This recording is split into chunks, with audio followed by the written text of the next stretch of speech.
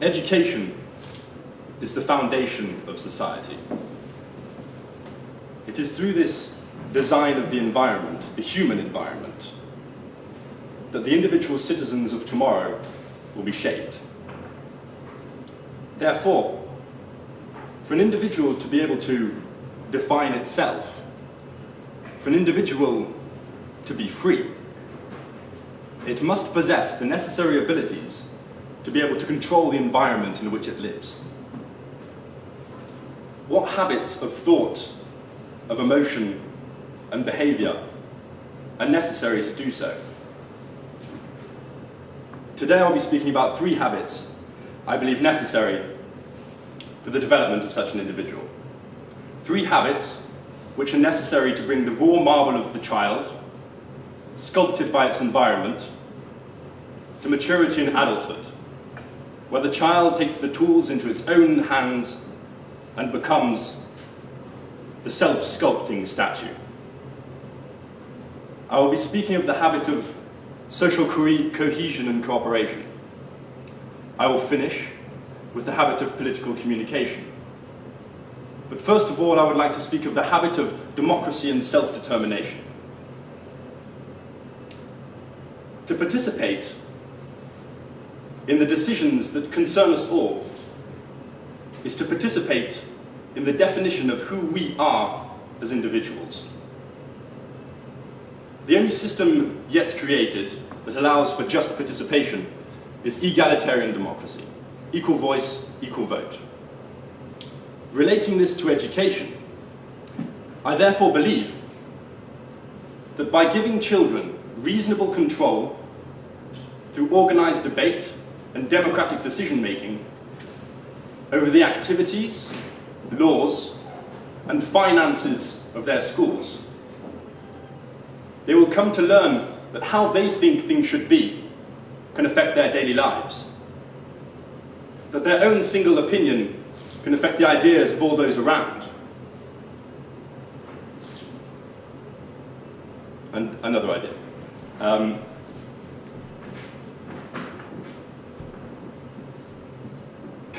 But most importantly, by giving individuals the power to decide over how they learn, what rules they should obey, and how the finances of their school should be collected and then spent, individuals will learn a sense of responsibility for the quality of their own lives and the quality of their own society. For it is only by giving people power that they will learn responsibility.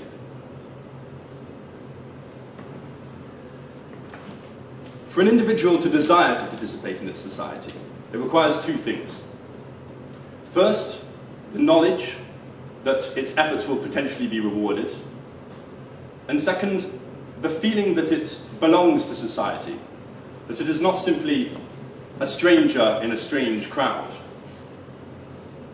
Now, there are 2 simple ways to create this feeling of being part of a group between distinct individuals.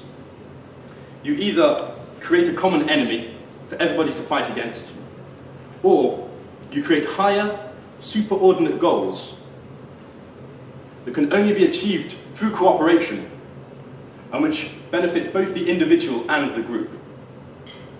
Now, I reject the first method because enmity is just a horrible emotion in itself.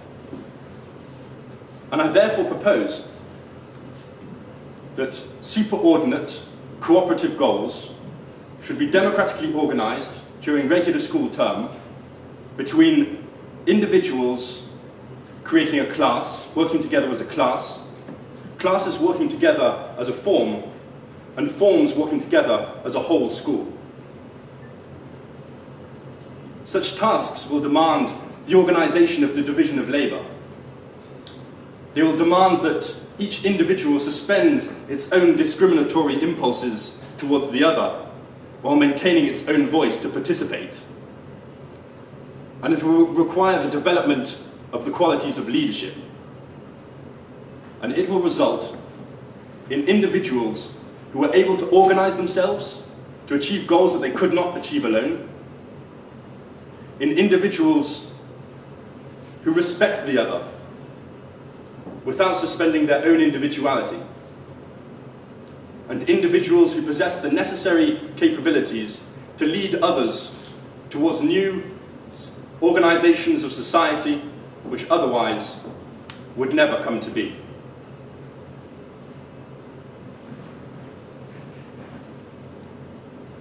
Now, the skills of political communication are the tools and weapons with which the individual will contribute to the construction of his future and fight the political battles necessary to create his own personal peace.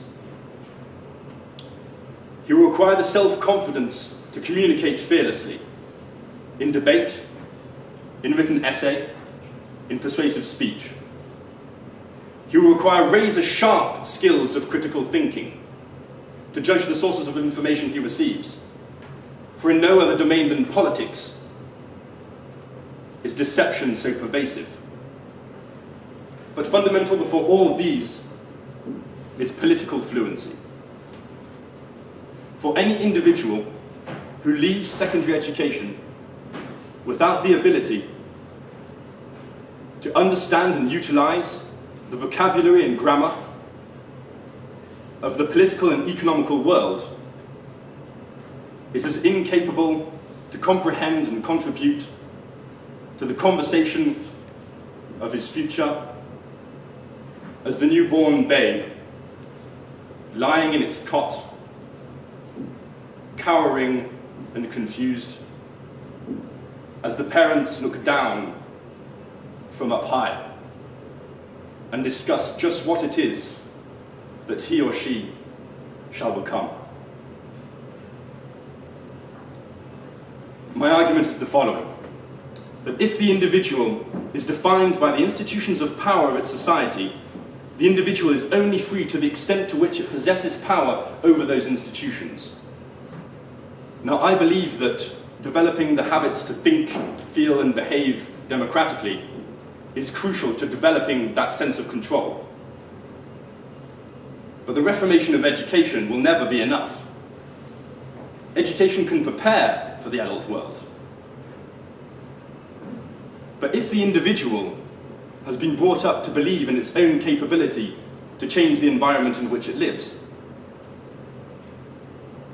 in the possibility to participate in cooperative activities for its own good and the good of all those around him,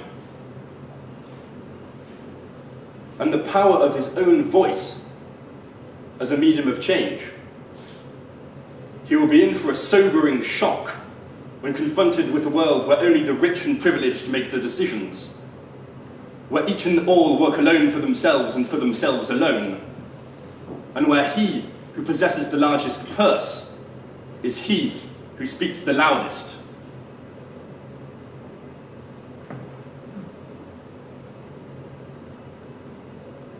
If this change for a better society is ever to take place, it must be understood that reformation must be deep and widespread, that profound changes must be made to the very structure of society, because the common man and woman created by the current structure of society, the structure of society of our day, is deprived of the knowledge, the voice, and the decision-making power necessary to be free.